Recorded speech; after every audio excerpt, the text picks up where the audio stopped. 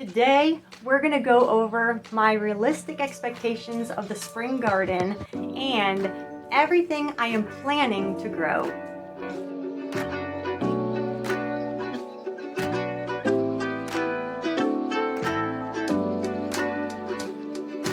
Hey everyone, Natissa here, and welcome to You Can Grow Too. And there's two reasons why that I'm doing this video right now, and that is because I grow here in the subtropics of Florida and we get hot really fast. And I always try to get my spring plants in soon enough because I don't really freeze here. I get them in soon enough so they can have the root systems grow and hopefully be able to withstand some of the heat and lack of moisture that I'm having trouble with keeping in my garden. It is something I'm working on, of course. You're gonna hear my dog coming in and out, so that's the noise you're gonna be hearing in the background. And the second reason why we need to do this video now is because I have a puppy. Not this one. This is Minu, probably escaping from the puppy presently, but we have a puppy now. She's actually taking a nap, so we're gonna see how far we can go with this. And hence I'm on my floor because we just gotta do this. You gonna be a part of it? Yeah, you can. So let's first go through my realistic expectations of this spring garden. And like I said, we warm up and heat up fast here in the subtropics. So a lot of my winter crop is actually a crossover into spring. So perhaps in the early portions of spring, we're going to be seeing a lot of the winter crops and still be harvesting from them. So there's not a clean slate, like for some of you maybe in a more temperate climate where everything freezes and dies back and you just start over. Here, we are just continuing on. My second realistic expectation for the spring garden is, like I said, not a blank slate, and also I do a lot of chop and drop in my garden. It's one of the ways I try to keep moisture in my very sandy soil, and sometimes when we have like a lack of rain, despite a lot of other Florida gardeners I follow, they seem to be having rain every day, but not in my garden. So chop and drop is a way I'm able to do that, especially if I'm not able to get a hold of mulch like I'm normally able to from my resources. It's a way to keep what is on my property in my property and recycle it back into the garden. And that also attributes to the not so clean look. I know some people might consider that messy, and I understand because sometimes I'll look at my chop and drop in the garden and think, ugh. But I do know the purposes of why I do that, and I feel and notice as well how much it does benefit me in the garden when I do chop and drop. So that is something I need to expect. That's what I do. That's what I find helps me. My third realistic expectation is what kind of goes back to the first one when I talked about it warming up and heating up fast here. And when that happens, we get a lot of bugs, a lot of pests, and sometimes even just on a couple of warm days in the winter, I'll even see them come in. But in the spring, we get hit hard, and if you know me, you might have seen this video. I will probably be linking that at the bottom because as we go into spring and summer, we come across bugs, and if you're like me and have a hard time with bugs in the garden, this video I hope will help you too. But that is part of the spring garden. The pests come in, the bugs come in, and it makes me not want to be out here like usually in the fall and winter. So I need to expect that. Not just the fact that I don't like the bugs, but the pests also can mess with the garden, and a lot of our winter crops, I need to start finishing them up because the bugs will get them. And that goes into my realistic expectation number 4, and that is perhaps a lesser harvest in spring. I know in the fall and winter, we're just getting harvest after harvest, and we eat a lot of greens, a lot of salad crops, that sort of thing, and that produces really fast, and I'm really proud of what we're producing in our winter garden. But when spring comes in, when the pests roll in, like I said, they start taking out a lot of our plants. So sometimes even before spring, I'm finishing up some of our winter harvests. And then in spring, yes, I'm harvesting, but I don't know, I just feel like it's not as much as in fall and winter, and I need to expect that because of what I'm growing, which we're going to be going over, and a lot of it's just going out, grabbing a pepper or two or this and that. So, like I said, we'll be going over that. And realistic expectation number 5 is, like I said, we have a puppy. And she did do a garden tour for me, which was great, but realistically is a lot of my time is spent watching her, training her, adjusting her and Minu together. And that's not even including the 2 birds we have, which I'm sure you hear in the background in some of the videos, and, trying to tend to them as well. But my goodness, my time has really gone to our puppy Lunabelle and everything that entails. So like I said, she's taking a nap.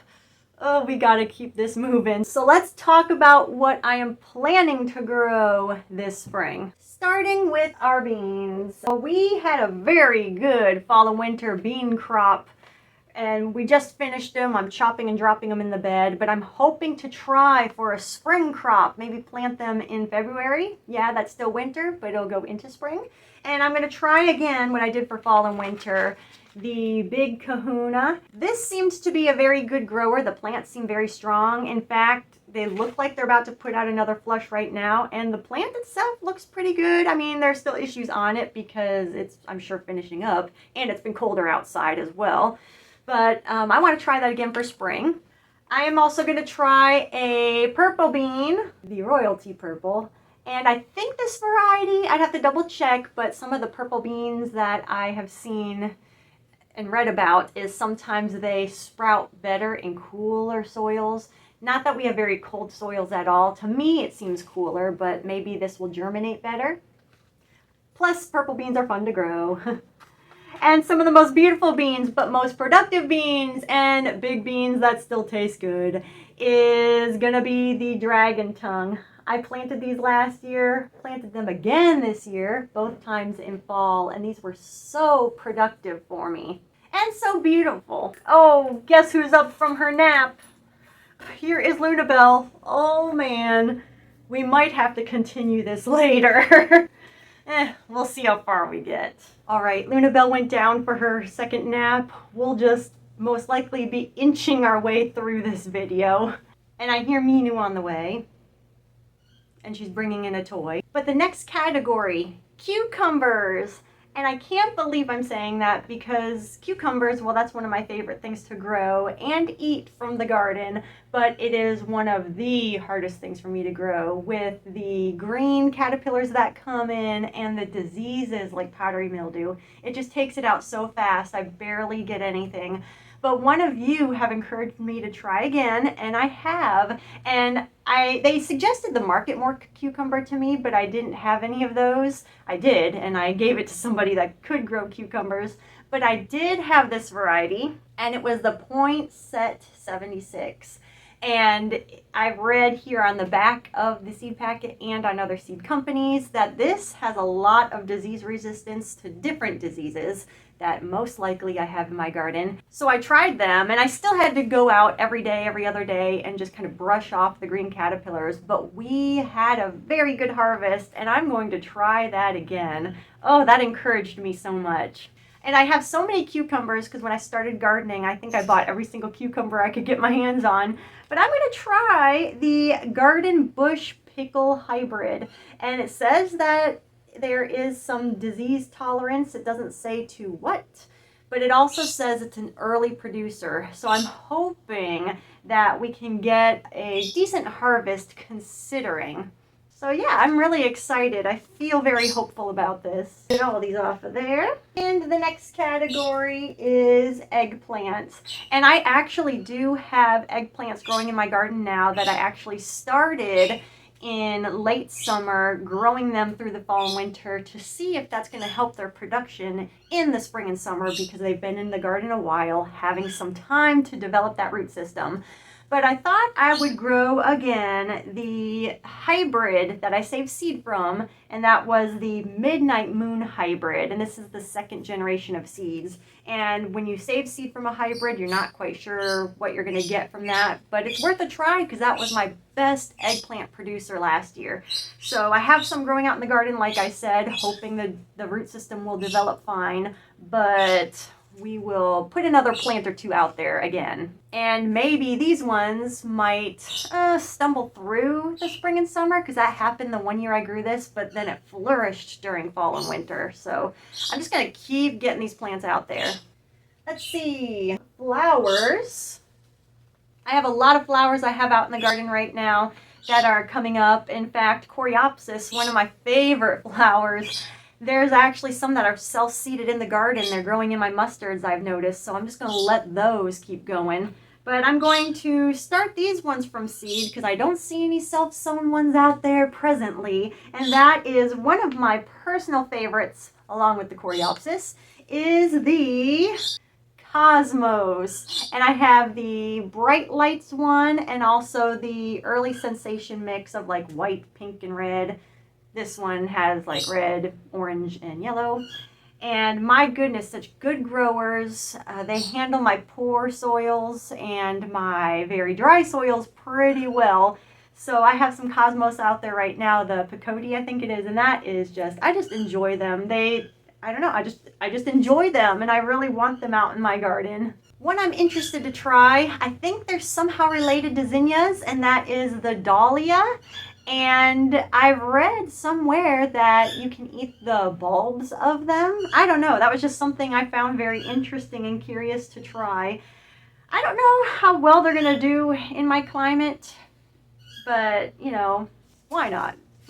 Here's one that I think is related to amaranth, and I grew very well last year. In fact, when things were really hot, and I did the video of just, you know, how hot my garden was, dry, things were dying, this flower was going, and it was the Gomphrena, and this one is the white variety.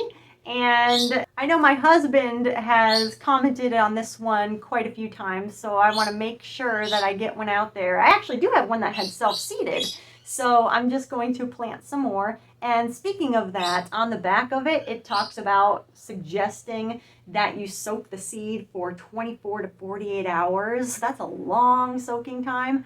I did that the first round when I was doing how I'm starting my seeds for spring, or was it fall?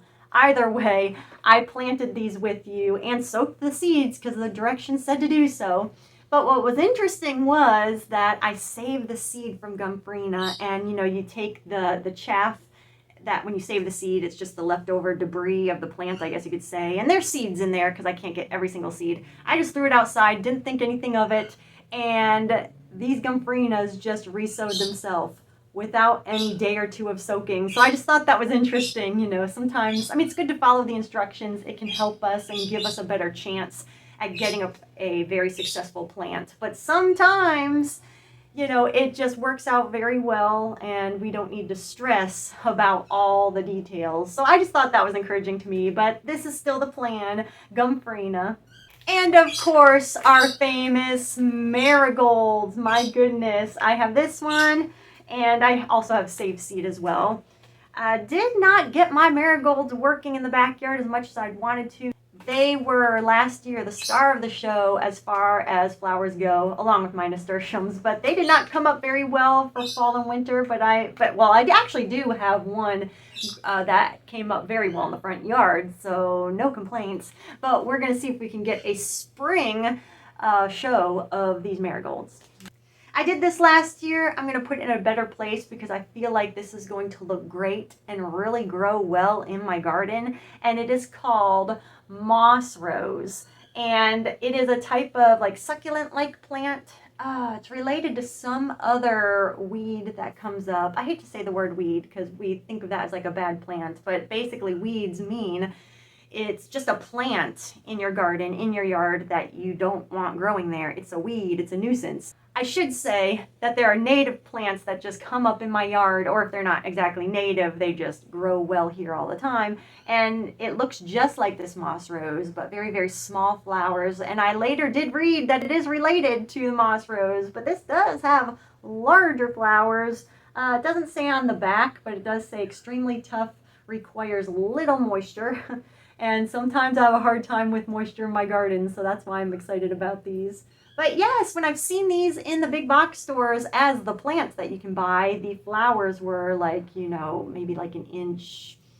Is that about an inch? Either way, it was decently a large flower to enjoy, so we will see.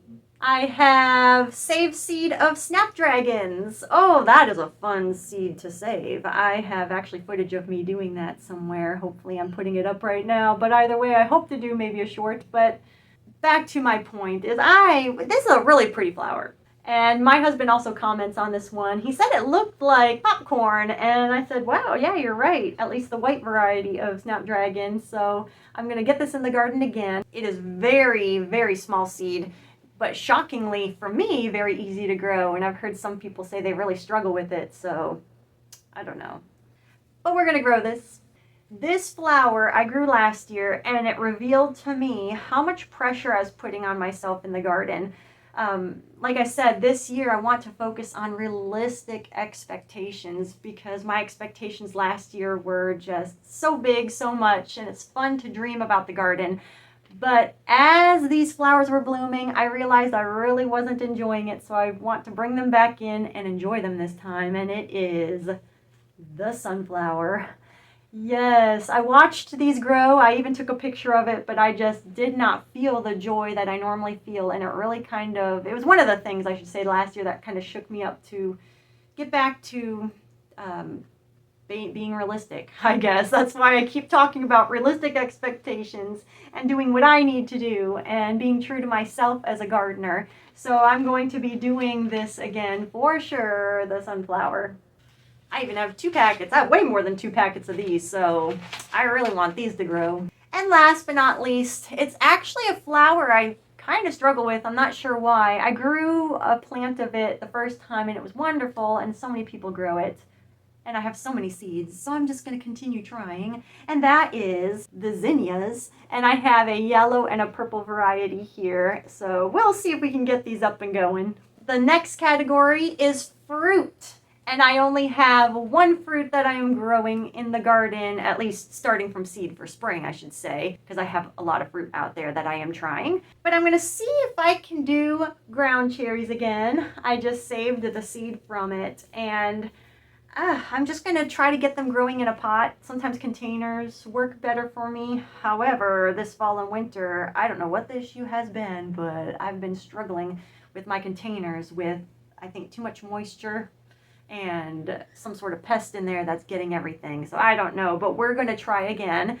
And ground cherries, yes, grew it last year, I think in the spring and summer. So I'm just going to try 1 plant. I want to work on them. They do taste really good, especially the few that I've had recently. And I really want more fruit production in my garden. Next category is the greens. And my husband and I grow a lot of greens in our garden, and that's the thing, is it starts to warm up. We are then transitioning into a lot of our tropical perennial greens, but I still like to grow these annuals and start these from seed. It gives us more of a variety. And the first one is amaranth. We'll have a couple amaranths here, but the first one I'm going to show you is the beetroot amaranth. And there's also another name on there. I cannot pronounce it at all, but I'm going to assume it means beetroot. And this is actually a new variety offered, at least in Baker Creek. I don't know if anyone else is selling it, but it has the pink stem and some deep dark purple, maybe red leaves. And one of my best growing amaranths that I'm actually not going to start from seed here. It's one of my must grows, but I'm going to trust that it's going to self-seed in the garden because I did let my plant go to seed. But my pink beauty, My goodness, that has been so far the best amaranth for me to grow. I wish I had a picture of the first time I grew it with its big bushiness, and we were just eating so much leaves from that in cooked greens and salads and that sort of thing. So I'm hoping, because this variety has that pink stem, is this going to be a big bushy amaranth as well? Maybe will this, kind of keep back the bugs because of the leaf color? Because that is my problem sometimes, is bugs come in, they do get at the leaves a lot, but that pink amaranth really just bushes out and keeps growing and growing. It kind of gives me a chance to harvest something. So we will see with this one, because I do grow a red amaranth. I did that last year, but it definitely was not the bushy plant like that pink amaranth I grow as well. So this one might be a nice cross of the two, the red amaranth and pink amaranth. I don't know, but we're going to try it. And I saw this offered as well, a new amaranth, and for some reason I felt way excited about this one, and it is the White Beauty Amaranth. And I just think that looks so stunning with that white stem and very, very dark green leaves.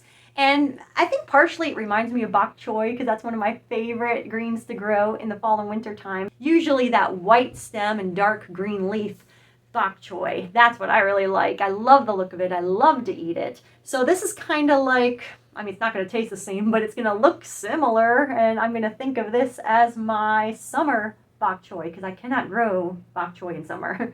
But yeah, look at that. I'm excited.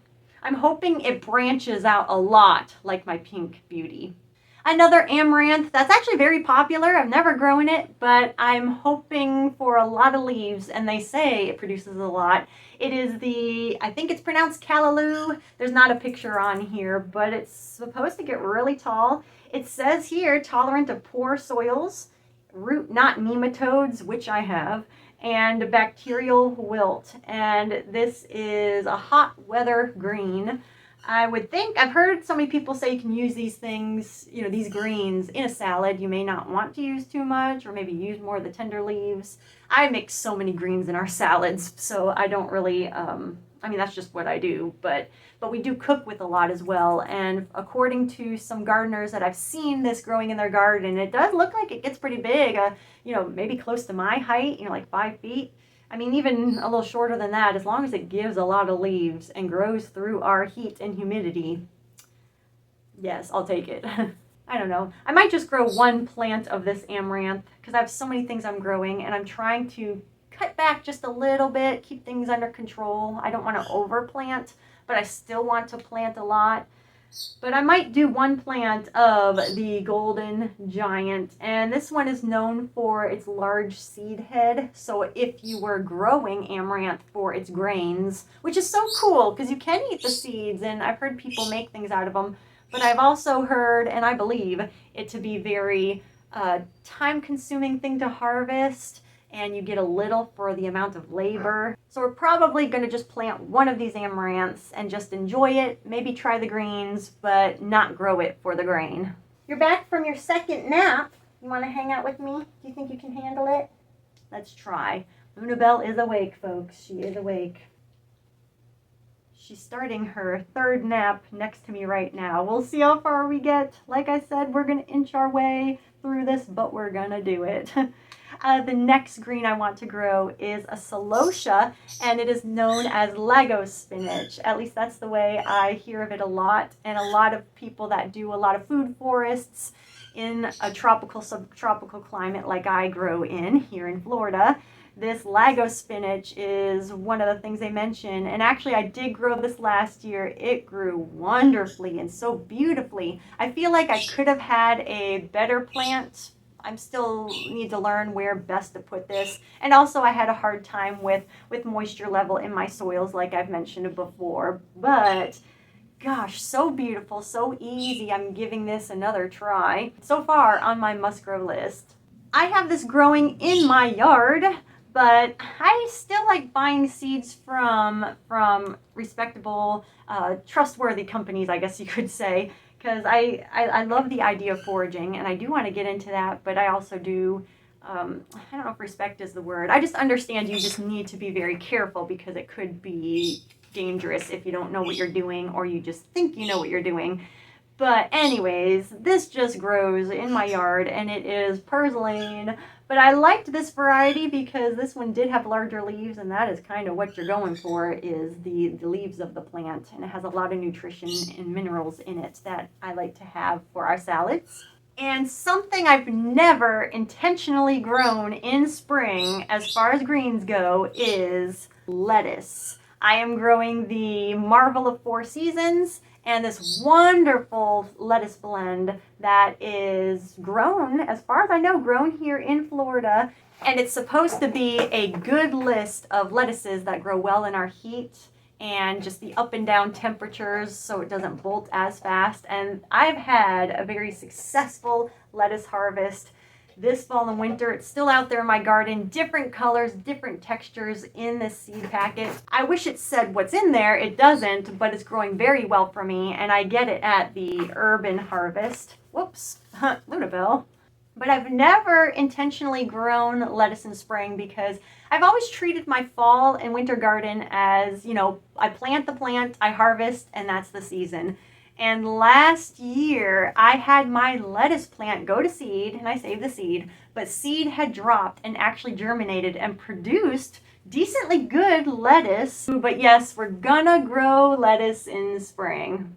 All right, now I have the herbs to go over, and I do have my favorite tropical herb out there, the Cuban oregano, that grows throughout my spring and summer.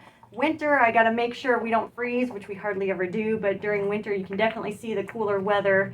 It does not like the cooler weather for sure, but it is a good grower in our spring and summer. So I have that out there. And there's also that herb out there that keeps reseeding itself. I can't pronounce it, but it's also known as Bolivian cucumber. So that's out there, along with a perennial African blue basil that I have. I think those are the main, well, I have a lot more herbs out there now I'm thinking about it, but these are the ones I'm going to start by seed for spring. I don't have a picture of it, but I do have the ashwagandha. I have tried it before. Last year it came up pretty well. Tried it again fall and winter this past season to see if I could get it up and growing and also have the root systems developed well. But Hurricane Milton came, and that was one of the seedlings that I lost. So we'll try it again. Oh, Lunabelle is walking out. I might have to go check on her as we do this video. But ashwagandha. Of course I have to do more basils. Yes, I am trying a perennial basil out and back, but I still grow my green basils that I have been saving the seeds from our original basil plant from our first garden. And actually I've planted a lot of these plants already. I started them in my seed starting trays and they are growing. And this is one of the seedlings that had popped up. Some time has passed. I had to tend to Lunabelle. But yes, we're going to grow the green basil and also the purple basil. And last year and the year before that, I have found that this seems to grow better in our heat and last longer, and also very beautiful. So I'm going to grow this. And also holy basil. And everyone talks about this as being a great medicinal, you make tea with it and that sort of thing. But something I learned after buying this particular variety is that there are, I think, a couple different holy basils out there, because everyone's always talking about how wonderful holy basil smells. And so I bought this and I couldn't understand what they were talking about. I still made a tea with it. The tea tasted fine. It had like just an herbal sort of taste to it. But then I learned that there are holy basils out there that do have that very, very beautiful, wonderful scent. I think it's like a bubblegum scent. I'd have to re-smell it. I don't have any in my garden right now, but there is a definite difference between that good smelling basil and this one. But I still want to grow this because I feel like this still has certain medicinal properties that I just feel better knowing that I have in my garden. Besides, I think I have the other holy basil just constantly reseeding in my garden, so we'll probably see that in the spring.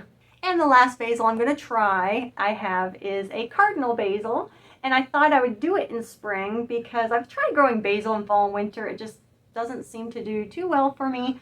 So I'm thinking if I get this started in the spring and as it heats up, those beautiful flowers that make it known as the cardinal basil, I think that will look really nice. And then we can try it in our cooking as well. Here's another herb I really want to have in the garden for its medicinal uses, and it is feverfew. And always do your research, but it is said to help with headaches and that sort of thing. So I want to get this going, and I've had this growing in the garden before, but as I'm getting better at knowing what my garden needs, so that way I can have my plants grow better, I want to get this going. And I did try this, I think it was in fall and winter, and it just didn't come up. So I don't know if there's an issue with the seed or if it had to do with the lighting or the temperature. I'm not sure, but we're trying it again. Another one. I want to grow this and I want to learn to cook with it. There's just some herbs out there I just feel like I just need to have, even if I don't know how to use it just yet. And that is green shiso. It's from seed that I've saved. I want to get the purple variety as well. I've heard that there are different tastes with the green and the purple, along with, or I haven't heard this, but I'm wondering if it's like basil. You know, if I grow the purple variety, will it do better in the heat? I don't know. But either way, I want to grow this and I want to find a way to use this in the kitchen. There's just something about it. And last but not least, I've tried this before and nothing has come up. So I don't know if it's a seed issue or something I'm doing that's incorrect. I don't know. But spilanthes, also known as the toothache plant. I've heard if you do have a little ache in the mouth, I don't know if this could help with your throat. I'm not sure. Always do your research, like I said. But could this help? It does a sort of numbing effect in the mouth. So I'm just really curious about getting this going.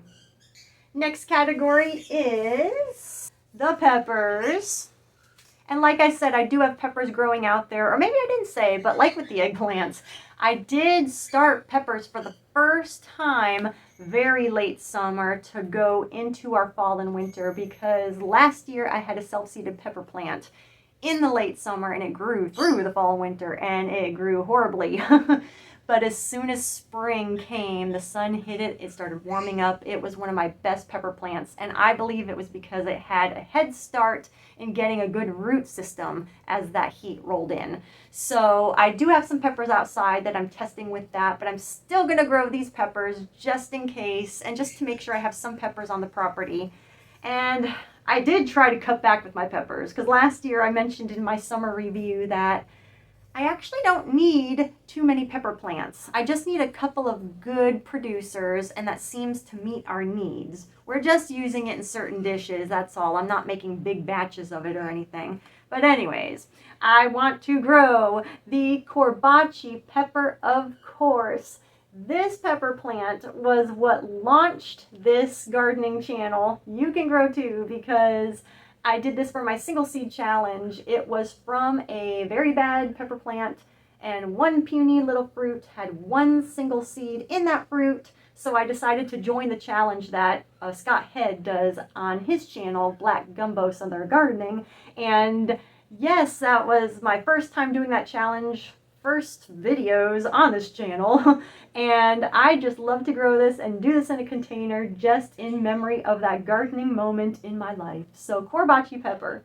Check out those videos, by the way. I'll link the final video in that channel for you. I did do a little series of it, but you know, just to see the outcome of that pepper plant, and I do kind of review that whole entire challenge I'd done. But yes, Corbaci pepper in honor of that single seed challenge and this channel, and because it's fun, and I like the pepper too.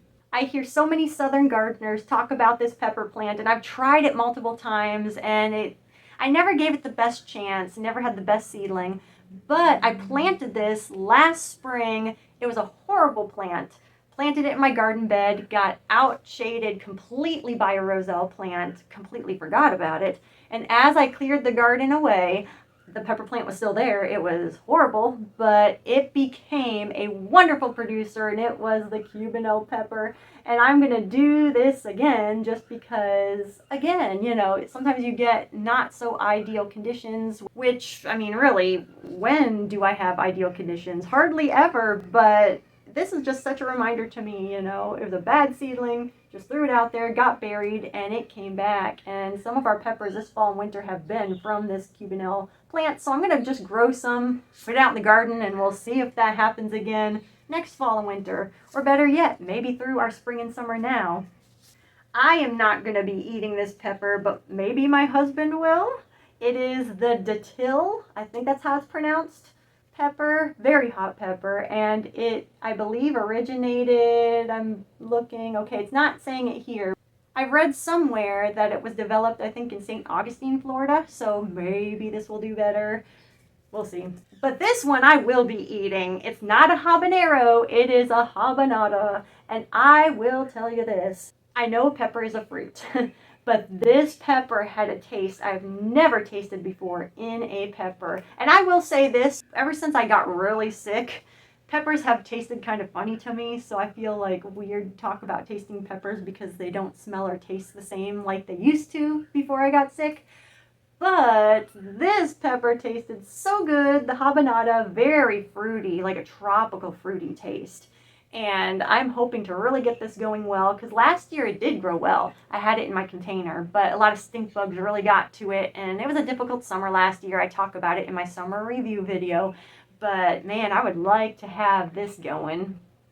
And I'll try this one, we'll see, but a mild jalapeno. There's a type of jalapeno out there that doesn't have any heat, and according to the descriptions, this might be one of them. This is older seed, and I have heard from other gardeners who seem to be in the know with different seed companies that there was some sort of pepper issue that happened with seeds a couple years ago where a lot of mix-up has happened, and I'm not sure, but like I said, these seed packets are a couple years old, and I don't know if it's going to be the actual seed that is in the seed packet, but we'll see. I'll let my husband try them first. He can handle heat better than me. Oh, I wasn't going to grow this year, not because I don't like it. I really enjoy it. It's one of the most beautiful peppers, and that's what made me decide to grow it again this year, because I'm going to grow it in a pot instead of one of my garden beds or in ground, because I feel like I can better tend to it in a container, and that is the Pippin's Golden Honey Pepper. Ah, yes, my goodness, you need to see this pepper plant. That's why I want to grow it in a container, to give it its best chance and hopefully show you during the tours. But this is so different. On the back here, and I've seen it because I've grown it, I'm trying to remember how it grows exactly, but it starts out as like a dark, almost black, but it's like a purple pepper, turns into like a golden yellow, like a mustard color yellow, and then it ripens to an orange and even maybe a reddish orange if you let it really grow. So your pepper plant will have all these different colors because of the ripening peppers, and they're all at different stages. So hopefully me growing this in a container will show you that, but I almost was not going to grow this year. And last but not least, this is my must-grow pepper because, as I had said, I don't really need that many pepper plants. We're only using it for fresh eating in dishes. And this was my on-demand pepper plant, and that is the shishito pepper, saved seed right here. And anytime I needed a pepper, I just went out to my shishito pepper plant, and I could always have, like every few days, just a little handful of them. And the walls are very, very thin, so this is not a bell pepper by any means, but it meets our needs here. So the shishito pepper.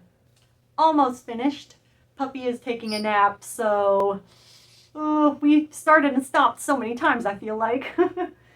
But I'm going to try this because, like I said, my cucumbers, basically I at one point just thought I just couldn't grow cucumbers, kind of quit that, or at least taken a long break, but found that I could. And another crop I've always wanted to grow and find out that I really couldn't as well.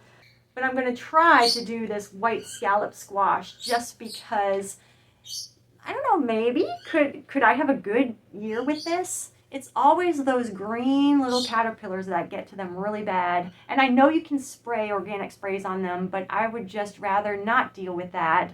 I admit, a little intimidated by the sprays, but also it's just another thing to keep up with and buy and that sort of thing. And I'd rather just handle them in such a way that I don't have to go and buy another product. And I usually use paint brushes that have a little bit of a firm bristle, and I brush off the worms. And that usually, or I should say caterpillars, but you will hear me say worms, but it is a caterpillar.